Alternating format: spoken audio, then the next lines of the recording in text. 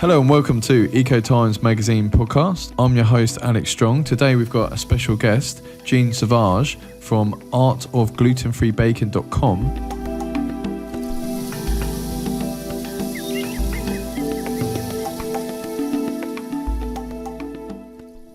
Hello, Jeanne, are you there? I am. Great stuff. How's it going? It's going very well. How are you? I'm good. So basically, the listeners, I'm sure we've got some listeners that can't eat kind of gluten products. So could you tell the listeners who don't understand about gluten, kind of what is gluten and why, why it's probably a good idea to eat gluten-free? Well, gluten is a protein that is found in many grains. So it's found in wheat, and that includes all forms of wheat. So that includes kamut, spelt, emmer, einkorn, farro, and durum.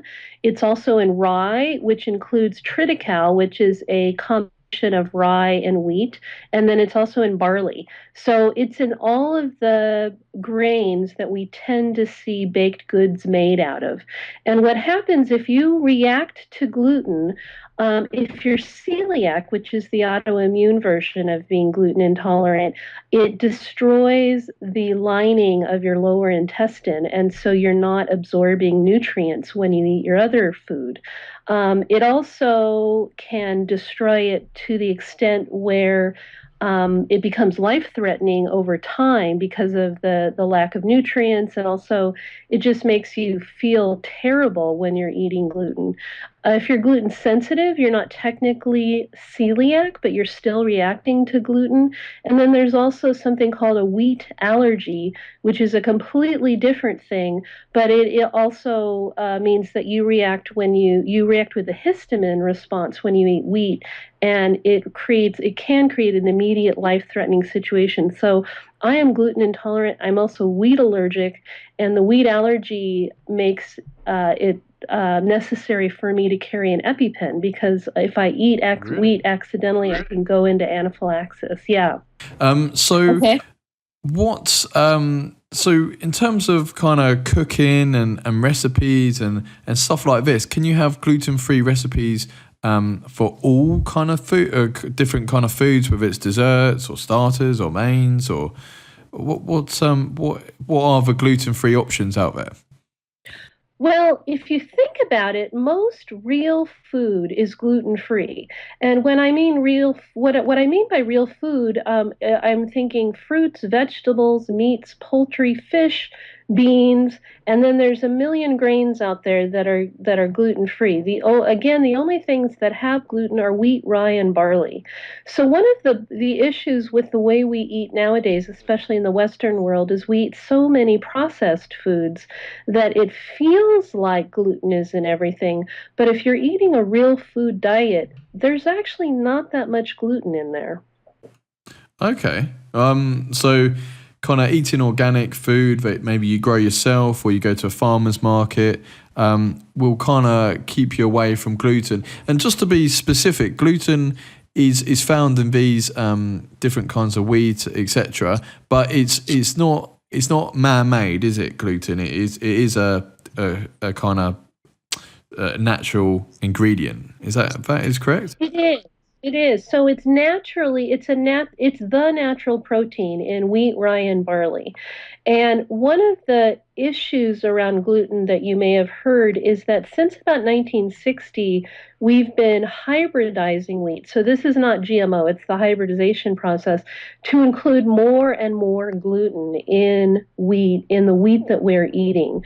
And the reason they've done this is because baking with gluten is actually much easier than baking with low gluten or no gluten.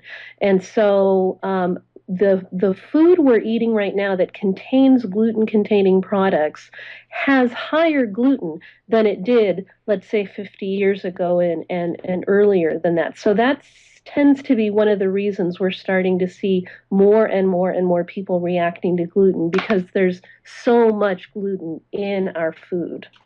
Right. Okay. So can you kind of describe your diet, Jeanne? Like, obviously, I'm guessing you don't eat any gluten. So can you kind of give a kind of example of like kind of weekly meals that you would make that obviously aren't gluten, don't have gluten in? Sure. Sorry. Well, I basically eat, I consider to be a fairly normal diet. Again, our family tends to eat organic. We tend to eat food that we get from farmers if we can. We have a farmer's market right next door to us. Great. So our weekly meals are things like soups that contain organic meats and vegetables. We always have fruit on the counter. For snacks, I usually roast some nuts, and that tends to be what we eat Mm. for our snacks. I eat a lot of salads because I just happen to like them. So those are the types of things that we tend to eat. And I think one of the things is I can't eat processed food for the most part. So Ugh. um, I just don't. I mean, Yeah. I don't want anymore. But when I was first diagnosed, it felt really hard because all of a sudden I couldn't eat processed food, and you really don't realize how much of that you're eating until you can't eat it anymore. I can imagine.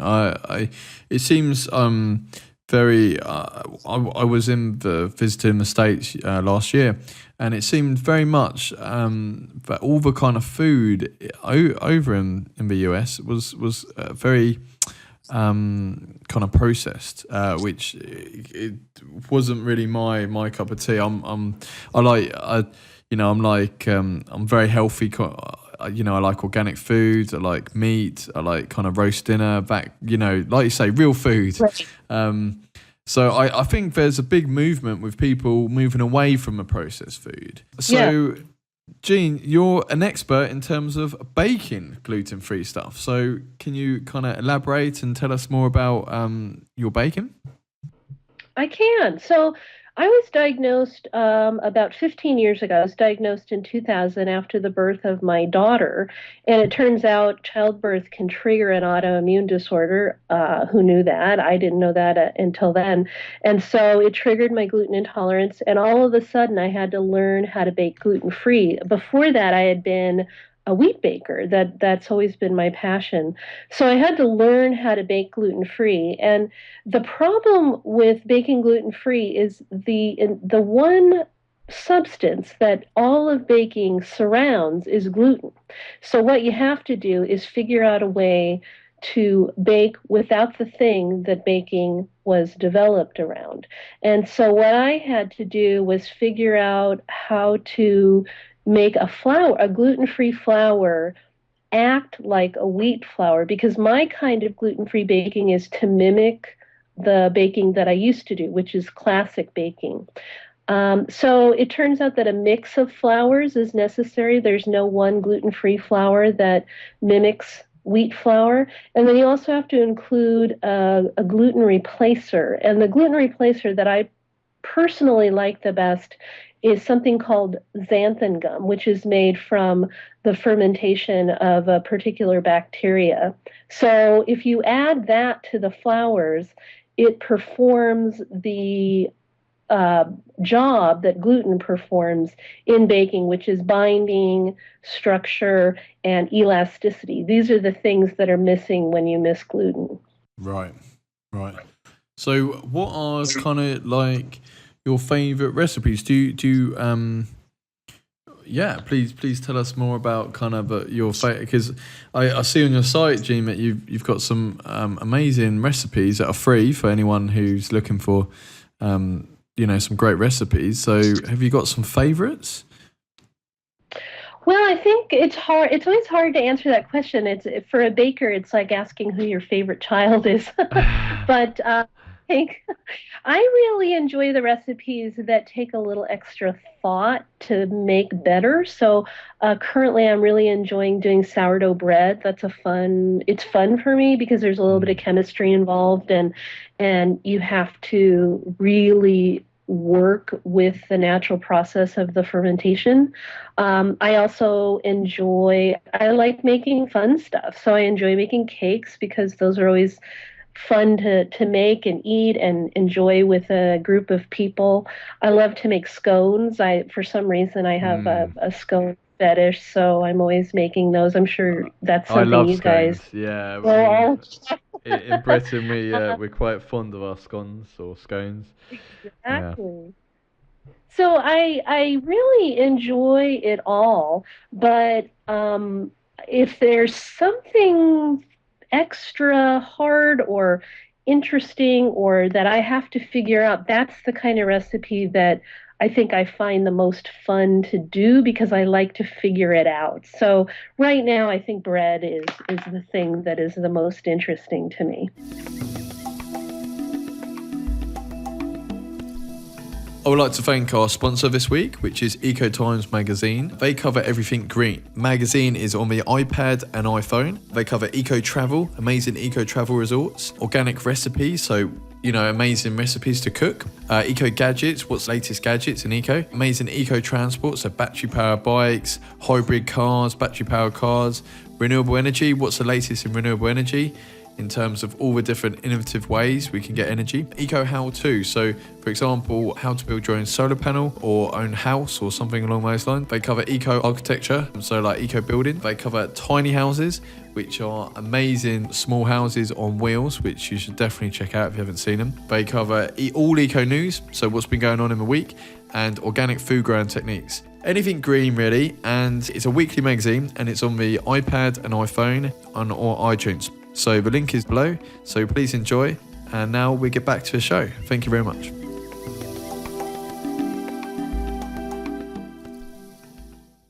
Okay.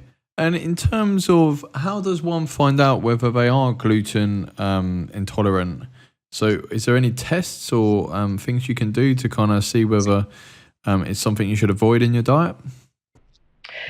Well, that's one of the really complicated parts of the whole gluten intolerance situation.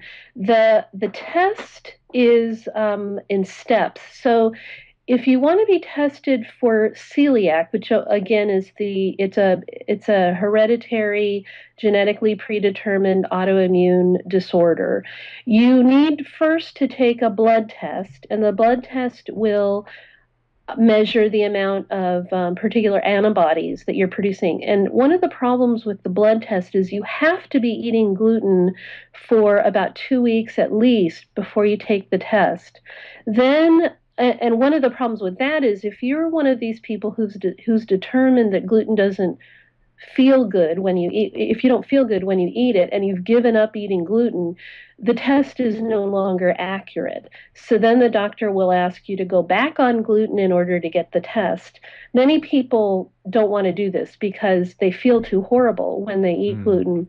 And so what they have to do is basically say to themselves, I don't feel good when I eat gluten, therefore I'm not going to eat gluten. But further, if we want to go with the test, so if you test positive on the blood test, then the next thing is a bowel biopsy where they take several sections, tiny sections of your bowel, and they see whether these little things called villi are flattened, because Really? that's what the reaction does. Is it causes your body to destroy the villi. And if that is the case, then you officially have celiac. But once again, you have to kind of go through this entire process of eating gluten in order to have the test. Now, one thing people don't realize is the blood test is currently good enough that many in the medical community are feeling like if you don't want to go and have the biopsy, you're still considered celiac. The problem is officially to be diagnosed with celiac, you have to have a positive bowel biopsy. So So, when you say bowel biopsy, that sounds very aggressive and do actually how do they get that sample? well, they have to. I think it's laparoscopic, but it's invasive. They have to Yeah. go with the tool, and they have to take several tiny sections of your Is it lower intestine in order to get an appropriate sample. What's the point, though, Jean? I mean, if you're not enjoying it, and you kind of can do the basic test, isn't it worth just going gluten free from there on? I mean, is there any other elements why you would have to go to that great length to see whether you are specifically intolerant? Well, there are a couple issues. One of the issues, I completely agree with you. I just think if it doesn't make you feel good, don't eat it. But Yeah. there, I think we have such a strong and complicated relationship with our food that it is very, very hard for people to give up this thing, meaning baked goods, for example, that they've eaten their entire lives and that probably are compose most of their comfort foods. It's a very hard thing to do, I think, emotionally. Then also socially, it's very hard because anytime I go out to eat or I go to a party or I get together with friends, the majority of the finger foods that are offered contain gluten somehow. And so Right. it really keeps your style when you're social. Mm. But then there's a further issue which may or may not be important to you, which is if you are diagnosed with celiac, let's say, not necessarily gluten intolerance, your children may have inherited that, and you're going to want to be able to watch to see if your children develop celiac. And the problem with celiac that's so strange is that you can have the genetic markers for celiac but not develop celiac disease. And so, for example, my daughter is currently 14. She doesn't show signs of celiac disease, but we test her antibodies every few years just to be sure that it hasn't developed, because she can not have celiac disease one day and then have it next day she's now got celiac. It's very, very strange. Ha- Um, Sorry, in terms of celiac, you have to do this evasive test to find out whether you've got celiac. Is that correct? right. And if you're not diagnosed with celiac disease, let's say that all the tests are negative, but you still react to gluten, then it's called non-celiac gluten intolerance. And the medical community is not very clear what that is. They know that people are reacting to gluten, but they're not entirely sure what the physical mechanisms are. So if you're gluten intolerant or gluten sensitive, there's no test for it. It's just, do you feel bad when you eat gluten? Okay, don't eat gluten. And a lot of people, I just think a lot of people they want to know, they want to be told, yes. Mm. And Yeah. it's one of those strange disorders that there's no test for it because it's so complicated, and the mechanisms behind the non-celiac gluten intolerance aren't well understood. So if you've got celiac disease, can you get rid of it, or you've got it for life, or? You've got it for life, but celiac disease is the one autoimmune disorder that can be cured completely by not eating gluten. You don't eat gluten, Right. you don't react, you're fine. So it is actually, if you're going to have an autoimmune disorder, it's the one to have because you can cure it without much effort. You just don't eat gluten, you're fine. Okay. And so, what's the point of eating gluten if it could possibly give you celiac disease or whatever? I mean, is there any advantage to eating gluten products, or just because it's used so widely, that's the only reason, possibly? I think what you just said is the key. It's just so widely available in Western Mm. civilization. It's very, very hard to maneuver through a day without encountering gluten in some form. Gluten is also found in some places that you wouldn't necessarily think it would be. For example, soy sauce. Soy sauce has wheat. So if you eat Oh, Asian food, it's an entire minefield of trying to figure out what the soy sauce is in and what it's not in. Then beer has gluten because of the barley and the wheat. And oh, those are, really? yeah, so those are two top common just food Yeah. that people eat. And then there's also the emotional attachment people have to gluten, because I would say that the majority of people who live in Western countries, if you ask them what their prime comfort foods or foods that they remember from childhood, they're going to include things like cookies and breads and cakes, pasta, the things that these are the things that we're emotionally attached to. They're not necessarily important for our nutritional needs, but they're Mm. important for our spiritual needs. And so I think that's a real huge stumbling block. What other popular foods that the everyday person eats that will have gluten that we may not realize, so we can be aware of it? Well, it is often in things that need thickening. So if you buy salad dressings, it can be in salad dressings. So you have to look at the label. It can be in some ice creams because, again, of the thickening. It's also in things like pre shredded cheese. They often put a starch in the pre shredded cheese to keep it from clumping together. And so that starch can be wheat starch. And one thing I have found is this is a particular problem in Mexican restaurants because they often use pre shredded cheese.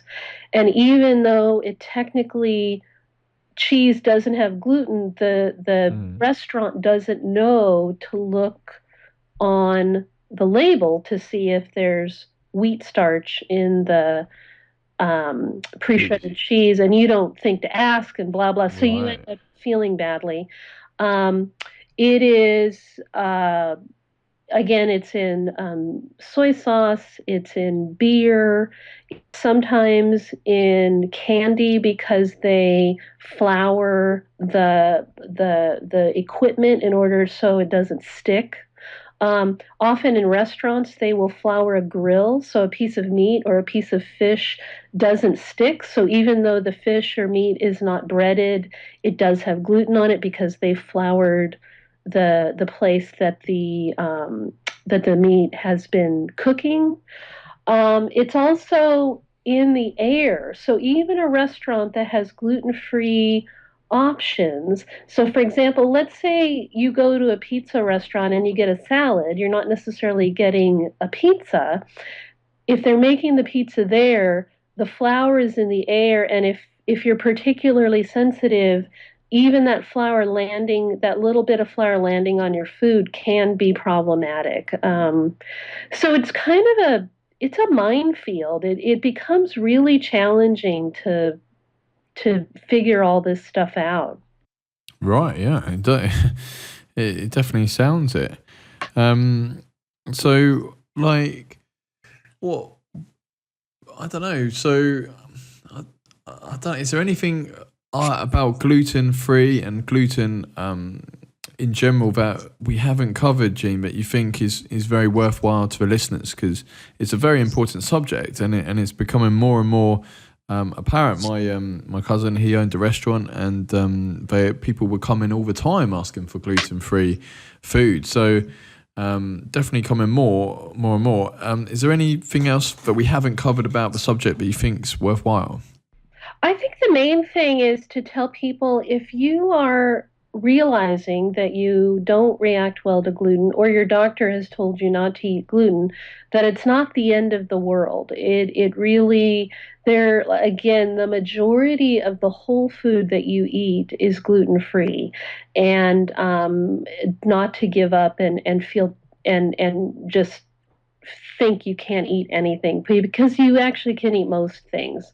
And the other thing is I found people go through a somewhat of a mourning process when they're told they can't eat a particular food for the rest of their lives, and that's normal too. And to give themselves the time to actually just go through that process, and then eventually you'll come out of it and you'll be able to see that most whole foods are fine, and that you actually can get through your day.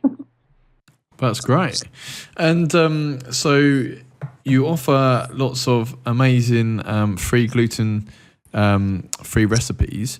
Where can they find you, Jeanne? My website is artofglutenfreebaking.com. I'm on Facebook as Art of Gluten-Free Baking. I'm on Twitter as Four Chickens. That has to do with the fact that I have chickens in my backyard. That's great. Yeah.